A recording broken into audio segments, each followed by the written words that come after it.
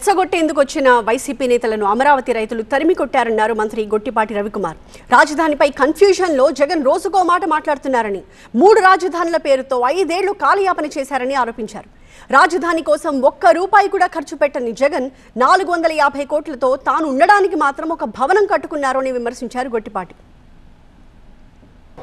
జగన్మోహన్ రెడ్డి ఏమన్నాడు, 30,000 ఎకరాలు తక్కువ అమరావతి రాజధానిలో అయితే మాకు కూడా ఓకే ఇష్టమేనని చెప్పి ఆ రోజు చెప్పాడు.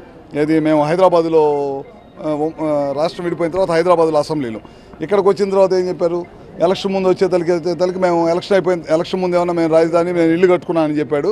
ఎలక్షన్ అయిపోయిన తర్వాత ఇక్కడ కాదు 3 రాజధానులు అని చెప్పాడు. మళ్ళీ మొన్న బుద్ధి చెప్పిన తర్వాత మళ్ళీ ఇప్పుడు ఏం చెప్తున్నాడు, 3 రాజధానులు కాదు 3 ప్రాంతాలను కలిపి మావిగన్నాన్ని పెడతానని చెప్తున్నాడు. అంటే అతనికి ఒక నిలకడ మనస్తత్వం లేదు, అసలు ఏం కావాలి ఈ రాష్ట్రానికి అనే ఆలోచన లేదు అతనికి.